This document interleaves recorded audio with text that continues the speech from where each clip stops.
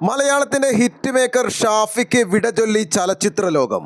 ആന്തരിക രക്തസ്രാവത്തെ തുടർന്നാണ് ഈ മാസം 16-ന് ഷാഫിയെ ആശുപത്രിയിൽ പ്രവേശിപ്പിച്ചത്. ദിവസങ്ങളോളം കഠിനമായ തലവേദനയും ഉറക്കമില്ലായ്മയും അനുഭവപ്പെട്ടതിനെ തുടർന്നാണ് ഷാഫി ചികിത്സ തേടിയത്. വിദഗ്ധ പരിശോധനയിൽ തലച്ചോറിലെ രക്തസ്രാവം കണ്ടെത്തി. ശസ്ത്രക്രിയ നടത്തിയെങ്കിലും ആരോഗ്യനില വഷളായതിനെ തുടർന്ന് വെന്റിലേറ്റർ സഹായത്തോടെയാണ് ജീവൻ നിലനിർത്തിയത്. ശനിയാഴ്ച രാത്രി കൊച്ചിയിലെ സ്വകാര്യ ആശുപത്രിയിലായിരുന്നു ഷാഫിയുടെ അന്ത്യം. 57 വയസ്സായിരുന്നു. ഇന്ന് രാവിലെ 9 മണി മുതൽ 12 മണി വരെ കലൂർ മണപ്പാട്ടിപ്പറമ്പിലെ കൊച്ചിൻ സർവീസ് സഹകരണ ബാങ്ക് ഓഡിറ്റോറിയത്തിൽ പൊതുദർശനത്തിന് വെച്ച ഷാഫിയുടെ മൃതദേഹത്തിൽ അന്തിമോപചാരമർപ്പിക്കാൻ വിവിധ രംഗത്തുള്ള നിരവധി പേരാണ് എത്തിച്ചേർന്നത്. പൊതുദർശനത്തിന് ശേഷം കറുകപ്പള്ളി ജുമാ മസ്ജിദിലാണ് ഖബറടക്കം നടത്തുക. എളമക്കര മൂത്തോട്ടത്ത് MP ഹംസയുടെയും നബീസയുടെയും മകനായി ജനിച്ച ഷാഫിയുടെ യഥാർത്ഥ പേര് MH റഷീദ് എന്നാണ്. ബന്ധുവായ സംവിധായകൻ സിദ്ദീഖിൻ്റെയും സഹോദരൻ റാഫിയുടെയും പാതയിലൂടെയാണ് സിനിമയിലേക്ക് കടന്നു വന്നത്. സംവിധാനം ചെയ്ത 17 സിനിമകളിൽ ഏറെയും വമ്പൻ ഹിറ്റുകളായിരുന്നു.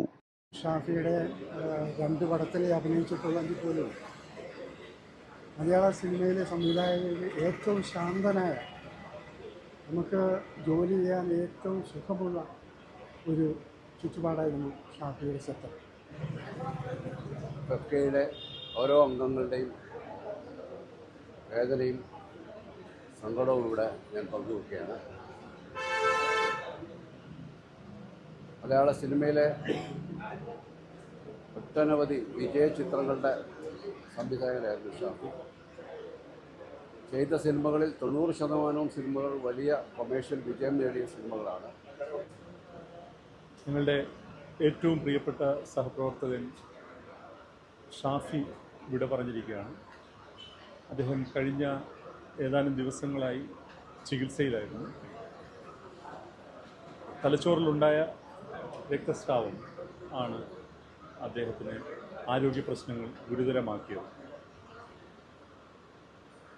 നമ്മൾ നേരത്തെ നിശ്ചയിച്ചിരുന്നത് 4 മണിക്ക് പള്ളിയിൽ ഖബറടക്കം എന്നുള്ളതായിരുന്നു. പക്ഷേ മതപരമായ ചില കാര്യങ്ങൾ കണക്കിലെടുത്തുകൊണ്ട് അതിൽ ചെറിയൊരു വ്യത്യാസമുണ്ട്. അത് 2 മണിയായി നിശ്ചയിച്ചിട്ടുണ്ട്. അതെ, കലൂർ അല്ല, അതിൻ്റെ പേര് കലൂർ ജുമാ മസ്ജിദ്. കാലമായിട്ടുള്ള ഒരു അടുത്ത സുഹൃത്താണ്. അസോസിയേറ്റായിട്ട് വർക്ക് ചെയ്യുന്ന തൊട്ടുള്ള അടുപ്പമാണ്. സിനിമകൾ ചെയ്യാൻ തുടങ്ങിയപ്പോഴും ഞങ്ങൾ വളരെ അടുത്ത സുഹൃത്തുക്കളായിരുന്നു. എൻ്റെ 2 സിനിമകൾ ചെയ്തിട്ടുണ്ട്. നിങ്ങൾക്കെല്ലാവർക്കും അറിയാം, മേക്കപ്പ് മാൻ ടു. വളരെ വലിയ വിജയമുണ്ടാക്കിയ 1990കളുടെ മധ്യത്തിൽ രാജസേനൻ, റാഫി മെക്കാർട്ടിൻ എന്നിവരുടെ അസിസ്റ്റന്റ് ഡയറക്ടറായി നിന്നുകൊണ്ടാണ് ഷാഫി സിനിമാ ജീവിതം ആരംഭിച്ചത്. 2001-ൽ പുറത്തിറങ്ങിയ വൺമാൻ ഷോയിലൂടെയാണ് ഷാഫി സംവിധാന രംഗത്തെത്തിയത്.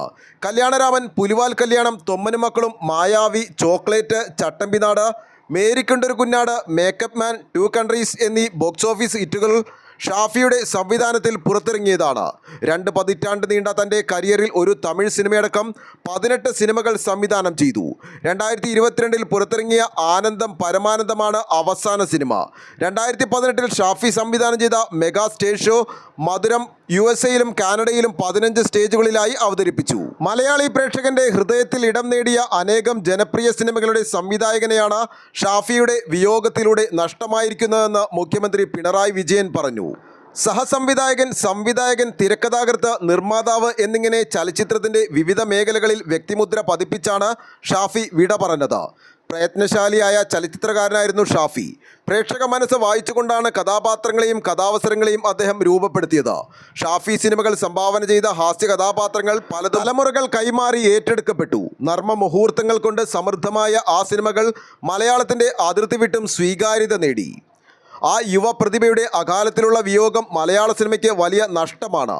കുടുംബാംഗങ്ങളുടെയും ഷാഫിയെ സ്നേഹിക്കുന്നവരുടെ ആകെയും ദുഃഖത്തിൽ പങ്കുചേരുന്നതായും മുഖ്യമന്ത്രി അനുശോചനക്കുറിപ്പിൽ അറിയിച്ചു.